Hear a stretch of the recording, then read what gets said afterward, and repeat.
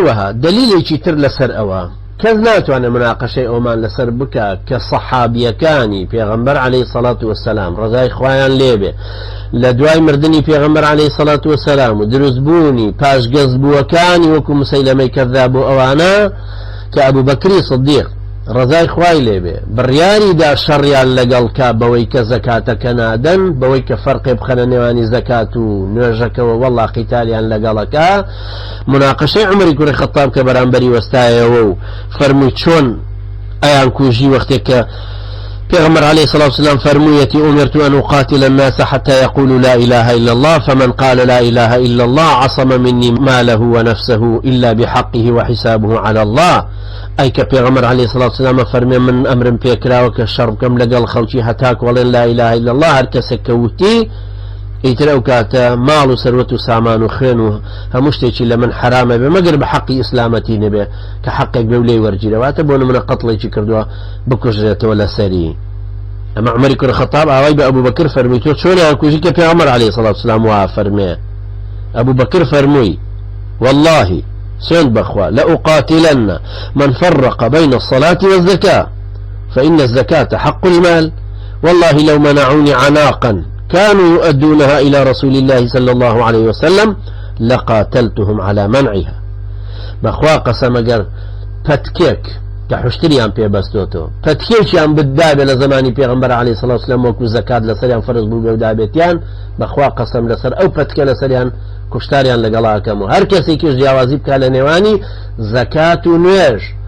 يعني بلايا وسيدنا أبو بكر للاي يقين بو كنو جواز لهنانا ككفرة كوابو زكاة كي بي تشبيه كردوا لريم دوركن معناها وكسر ركني التشبيه لبلاغي علن دوشت معناها يشان باش يشي شتر أتشوينين تشبيه يكين ليك شوكا نويجا ليك شوين راوكا زكاة كي كوابو أو كسيك ما في زكاة كي ندابه فرق بين زكاة نوجكي كربه خو أواني أهل الردة نوجي أنا كرد بزوت يعني زكاة كنادين تنانت هندي كان أيانود إما شون زكاة كبدين بكري أبو قحافة بأبو بكر صديق رضاي خوالي باشا خواي جورك بو بيغمر عليه الصلاة والسلام إما زكاة كما ندايا لبرو خواي جورك فرميه بمحمد فرموا عليه الصلاة والسلام خذ من أموالهم صدقة تطهرهم لما رسلوا سامانك عن زكاتك وربقرتشم كبيان بالفت أبن إما بو زكاتك شمان داب محمد عليه الصلاة والسلام بي بالفت أبن بس بو بيدين بأبو بكر رضاي خوالي لبرا هو أبو بكر رضاي خوالي بآوا فرمي بخوا قسموي بهوي بتيشي داب لزماني بيغمر عليه الصلاة والسلام لسريان كوجمو قرنيدا شنك هو مالي مسلمانان وحقي مسلمانان وزكاة نجكش وكو يقوان بوي انجا عمر رضاي خوالي بفرمي فوالله ما هو إلا أن رأيت أن قد شرح الله صدر أبي بكر للقتال فعرفت أنه الحق جاي زاني والله أويك أبو بكر رضاي خوالي بفرميتي أو حق ومن جوارم قلت شويني كوتم جابراني برز حتى لو أنا يشيك لما أنا مجادليك ما لسرفك لسر أبو بكر رضاي خوالي بوي بزانا أبو بكر صديق رضاي خوالي باجتهادي كردو عمر كوري خطاب كردويتي علي كوري أبي طالب كردويتي بون نمونا علي كوري أبي طالب رضاي خوالي بين عمر كوري خطاب زيادتر اجتهادي هي كمخالفين نص انتيا كردو بلام هي أبو بكر صديق بهيج شيويك لهيج وقتك اجتهادي شي نكردوا مطابق خدي قرآن نبو بيكسر لبروا للاي علماء أصول أفرمون هرچيشتك كأبو بكر هنا بيتي يقيني تيايك باطنا وظاهرا مطابق شريعة إسلام يعني أمش إجماعي لسلوك إمام ابن تيمية رحمة خوالي بلا مجلدي السيانزهم باسي أو تفصيلي بين أو علماء بالرزاناك چونك أفرمي حتى كأبو علي كري أبي طالب يان هروا صحابي تر يان عمري كري خطاب وجه لمجلدي السيوبينجي أو كتابة باسي كاتو مجموع الفتاوى بالتفصيل باسي اجتهادي فقهاء كان كفقهاء صحابة هر يشلوانا كاجتهادي كردوها فرمي أما ليرا نيبيكا لفلان نقطة نيبيكا بلان هي أبو بكر صديق رضاي خوالي بيه لهيج حكمك يعني كنيبيكا بلا سطاصد بوي صحابي كان أبو بكر بتناوز تابو حتى داوين لكر جيش أسامة نيري أو هم عالم هالقراونة آخر دوائي هي رشدين نسر مدينة أبو بكر رضای خوای لێ بێ بەرامبەر هەمویان وەستایە بەو دلیلە بە قووەتانەی کە هەیبوو بۆیە سەحابیەکان هاتنە سەر ڕێی ئەبوو بەکر رضای خوای لێ بێ کەوا بوو حەق لە تەرەفی ئەو بووە ئەمەیە کە هەر وەختێک ئەم حەدیسانە لە ئەبوو بەکرەوە رضای خوای لێ بێ هاتبێ یەکسەر وەریان گرتووە بەڵام لەهی علی کوڕی ئەبی طالب بۆ نمونە سەیرەکەین ئەحکامی علی کوڕی ئەبی طالب بەرامبەر باغیەکان لە شەڕی سفین لە شەڕی جەمەل فەرموویەتی شەڕ کە وەستا ئێوارەدا ها شەڕ وەستاوە بریندارەکانیان عیلاجکەن دیل مەگرن ماڵیان مەگیرێ ژنیان نەگیرێ مناڵیان نەگیرێ ئەوەی کە ڕای کرد نەکەونە دوای بۆ کوشتنی ئەو ئەحکامانە وەکوی ئەحکامی بوغاتی پێوترێ باغیەکانەوەی دەزرێژیەکەن و یاخێبن لە سوڵتەی شەرعی وەکو ئەوانە نییە کە لە ئەبوو بەکری سەدیق هەڵگەڕانەوە ئەبوو بەکر فەرمووی ڕدەن بەڵامەوەی لە علی کوڕی ئەبی طالب هەڵگەڕانەوە فەرمووی ئەوانە باغین لەبەرەوەی دلیلی ئەبوو بەکر ڕضای خوای لێ بێ ئەوەندە بە قووەتە کەوا بوو ئێمە وەختە کە دێنە سەر ئەم دلیلانە سەیرەکەین بە شێوەیەکی گشتی ئیجماعی سەحابە لەسەر ئەوە هەیە کە مانع الزەکاتەکان ئەوانەی زەکاتیان نەداوە کافر بوون ئیمامی ئەبوو یعلا عالمێکی بەڕێزی ئەهلی سنەتە صاحبی کتێبە کە پێوترێ الأحكام السلطانية دوو کتێب هەیە بە ناوی الأحكام السلطانية چەند هینی ماوەردیە ئەو لە پێشترێکیشی ترە ناوی ئەبوو یعلایە ئەمە باسی ئەحکام السلطانية تقریبا فقهی دەستورین بەم زمانەی خۆمان بەسەردەمی ئێستا بڵێن ئەو ئەفەرمێ ئەبوو یعلا ئەفەرمێ وأيضا فإنه إجماع الصحابة هەر لەسەر ئەم بابەتەی کە هێنامانەوە سەر مانع الزەکاتەکان ئەفەرمێ ئیجماعی سەحابە لەسەر ئەوە هەبووە وذلك أنهم نسبوا الكفر إلى مانع الزكاة وقاتلوه وحكموا عليه بالردة ولم يفعلوا مثل ذلك بمن ظهر منه الكبائر ولو كان الجميع كفارا لسووا بين الجميع أفرمي أو صحابة برزانك بالإجماع همو مانع الزكاة كانيان بباش قزبو هالقرا والذين حساب كر لبر أو قناحا وات أو زكاة كان أيضا ببيت المال ألما همو متفق بن بلام قدر ندى وصحابي كان بهيج قناحي تر متفق بن لسروي كبي كافر بي وات قناحي كبائر زنايا رشويا أمانيك أرخ واردنويا كمثلا ڕیبا وەرگرتن یاشتێکی ئەوە کە پیانەوترێت کەبائر ئەوەش دیسان لە کتێبی ئەبوو یعلا دیسان هەیە لە ئەحکام السلطانیە هەیە لە کتێبێکی تری بەناوی مەسائل الإیمانە هەر هەیە ئیمامی ئەبوو بەکر الجەساس ئیمامێکی حەنەفیە صاحبی کتێبی ئەحکام القورئانە تەفسیری قورئانە بەڵام فقهی خۆشی حەنەفیە ڕەحمەتی خوای لێ بێ لە تفسير آياتها لسورة النساء فلا وربك لا يؤمنون حتى يحكموك فيما شجر بينهم أفرمي ئەم ئاەتە دیلالەتی چیتیایە بەڵگەی چیتیایە کە هەر کەسێک ئەمرێک لە ئەمرەکانی خوای پەروەردگاری ڕەت کردەوە فەرمانێک لە فەرمانی خوای پەروەردگاری ڕەت کردەوە یان فەرمانێکی سابیتی پێغەمبەری عەلەیهی سەڵاتو وسەلام ڕەتدایەوە بەرپەرچی دایەوە فەهوە خارج من الإسلام ئەو کاتە کابرا لە بازنەی ئیسلام چۆتە دەرەوە سواء رده من جهة الشك أو ترك القبول أو الامتناع من التسليم جاء بوشي ردي دعوته يا برپەرچی دعوته وري نەگرتووە بسبب وبك قماني ليه طبعا ما بس لوني قماني لسندك يبي شو اختلاف السند حديثك اختلاف بين علماء اخوانا لسري شرنية متفق من الباني رحمة إخواني بجاري كم ككتاب الرياض الصالحين تحقيق كردو جاري دوام كتحقيقي كردوتوا هر يك إمامي البانية يكتب الرياض الصالحين بلان لسيانزر شونا مخالفة إخوي كردوتوا ولويك أم جارب قوة تريبيني وقل جاري بيشو جاري كت حديثك سندك ضعيف كردوتوا ما بس ليرا لك قمان بردن بس سندك نية قمان للراستي بيغمبر عليه الصلاة والسلام ليرا مقصودك بي كافر يعني ترك القبول پیغمبر علیه الصلاة والسلام که خوای گور آوا بوی ناردوت خوارو که والله او کسی که فلا وربك لا يؤمنون حتى يحكموك فيما شجر بينهم ما دام اوانه تونکن بداور لبین خوایانا و هرچیش تکت کر قبول یا نبو کافر بن ترك القبول امام بس والامتناع من التسليم ثم لا يجدوا في أنفسهم حرجا مما قضيت ويسلموا تسليما هيج قريب قولك لدلو دروني أنا نامنة توكات التسليم مداور يكيتوا ابن بو إمام ابن كثير رحمة إخوائي لبدا تفسيره وآياتها فرمي أقر تسليم نبون لدلو دروني أنا قريب قولك أن ما بوا ولو ظاهري شيئا نكردبو هر سلبي إيمان ابن هر إيمان لدلي أنا تسبيد نابي ودروز نابي لبرو بإنساني مسلمان أقايد وجبه أما إمامي جصاص رحمة إخوائي لبك أفرمي ونجا أفرمي وذلك يوجب صحة ما ذهب إليه الصحابة في حكمهم بارتداد من امتنع من أداء الزكاة وقتلهم وسبي ذراريهم، لأن الله تعالى حكم بأن من لم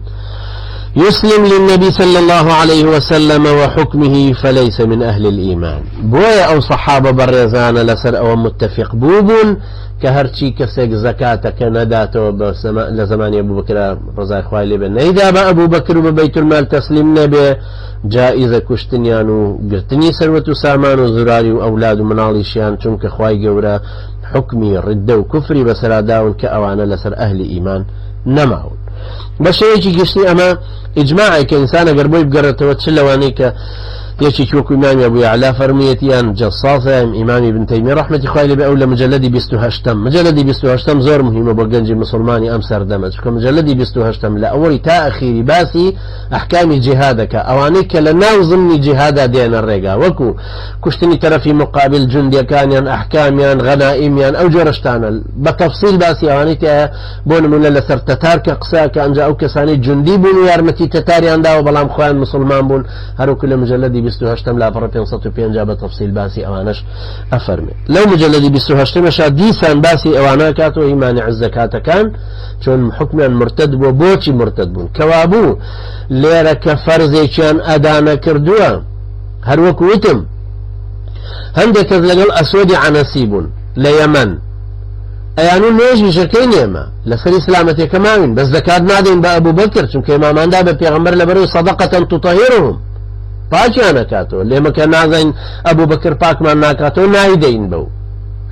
ئەم خوار و خێچ تێگەیشت نەشیان لێ قبول نەبووە بۆیە سیدنا ئەبوو بەکر و ئیجماعی سەحابە لەسەرەوە بوو کە کوشتنیان بەو سیفەتەیە کە مرتد. شيخ عبد الله كوري إمام محمد بن عبد الوهاب رحمة الله عليه إمام محمد بن عبد الوهاب كمجددي قرنك صاحب كتاب التوحيد كمشهورة صاحب زمینەی تەوحیدەکە لە مەکە دروستی کردوتەوە ئەو زمانەی پێش ئیمام محەممەد بن عەبدول وەهاب ڕەحمەتی خوای لێ بکە محرابەکان لە کەعبە 4 محراب بوون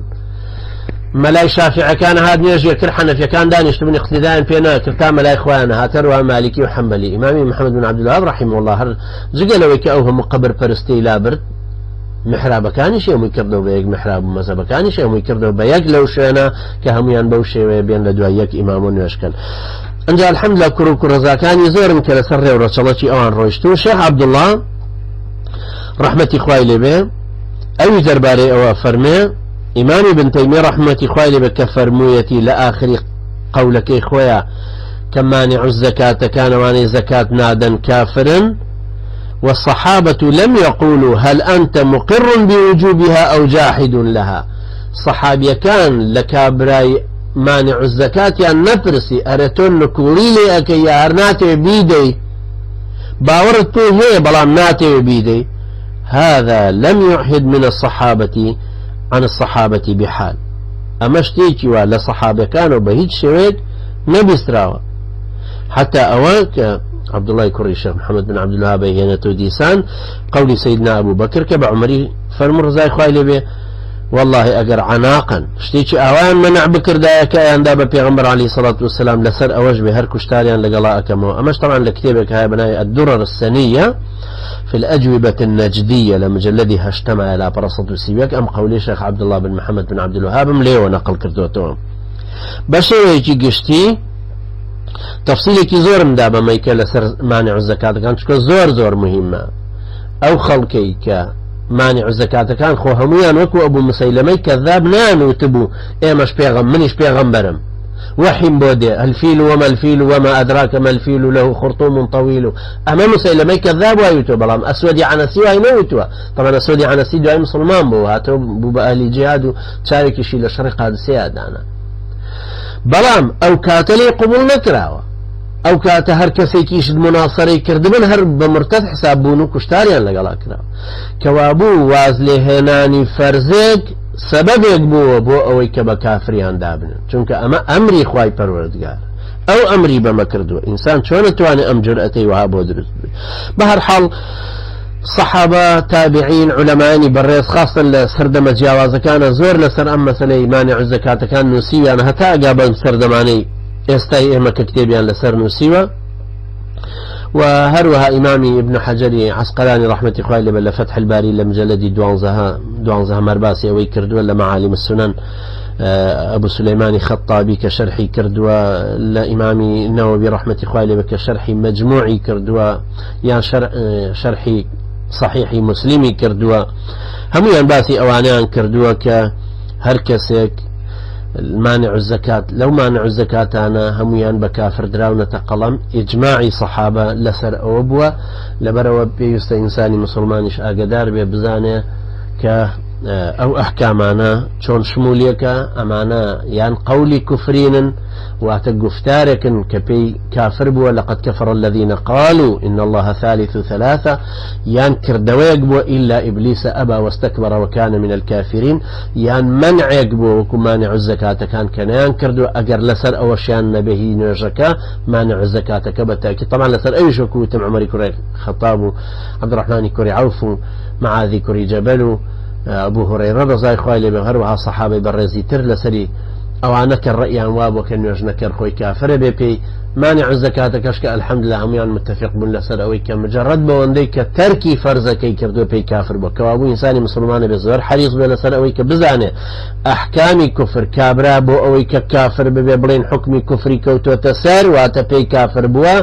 خو كلك درناك خو قوش درناك هل إنسانك وكويما